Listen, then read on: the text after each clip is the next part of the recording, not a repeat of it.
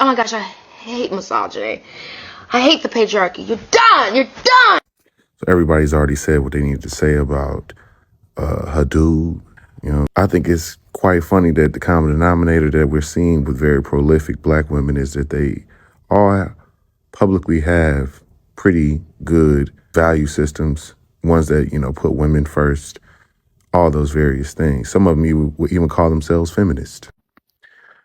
The funny thing is, I've said this before to a few of my friends, is that, and I say it in a joking way, is that women have bad taste. I do find it funny that these women are choosing men who do not share politics with them.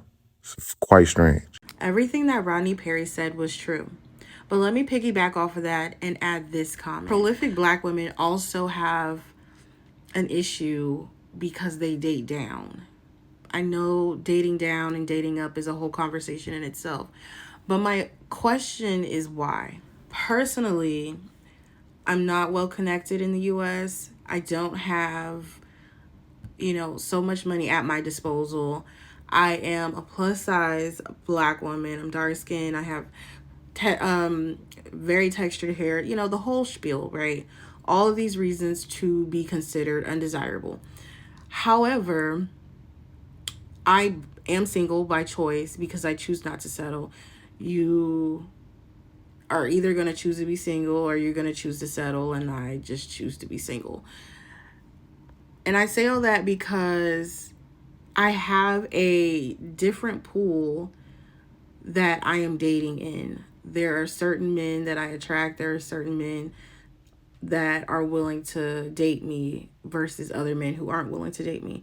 Like, I get it. I understand, that's just how things are. However, these women don't have to date down. These women don't, I'm not saying they don't face their own discrimination, but they have access to certain men, certain circles that I don't have access to at this point. So my question is, why are they dating men who don't add to their sauce, to be frank? Case in point, Megan Good and Jonathan Majors. Megan Good was a pastor's wife. Never mind just being a pastor's wife. Megan Good is Megan Good. She fine as hell. She's a great actress. She's been acting since she was a child. She has great connections. But yet she hooked up with this guy, the guy who is currently being investigated and has been accused by over 40 people of being abusive and narcissistic and all the other bad things that you can throw at the wall.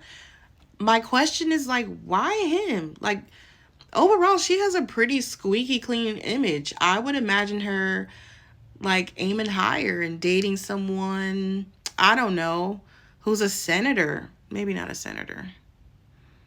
At least a mayor. Another couple eye side eye, because you're fucking Ariel. Like, you are solidified Hollywood gold, whether or not people want you to be Ariel because you're black or not. You were and you now are Ariel.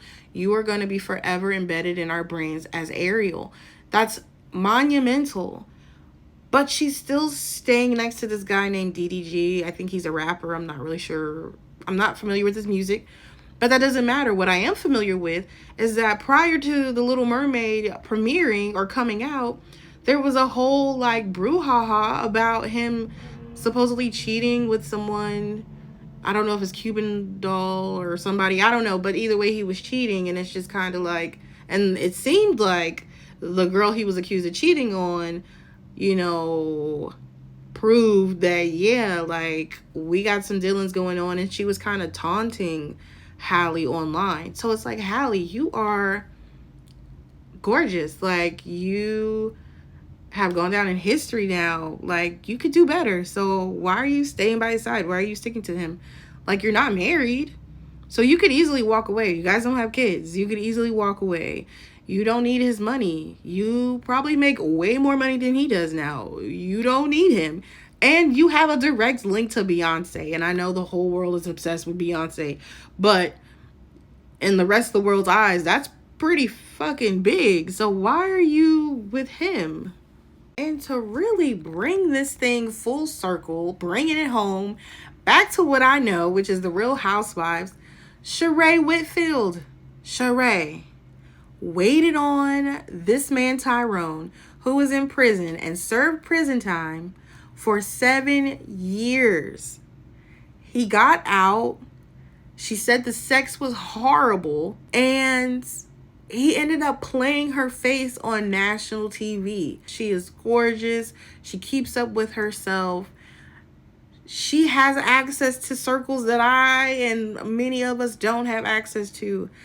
Could none of them hook you up with a better catch, or at least convince you that you don't need to waste your best years on someone who's in prison to only wait for them to get out of prison and not even make it through a whole year of a relationship after release? And then following her coupledom with Tyrone, aka Prison Bae, she hooks up with Martell Holt, who is a known cheater. I mean, he cheated on his wife on his very own reality TV show, had a baby with his mistress, and after everything you went through with Prison Bae, you chose to flaunt Martell. I mean, yeah, women have really bad taste in men. But I need my sisters to do better.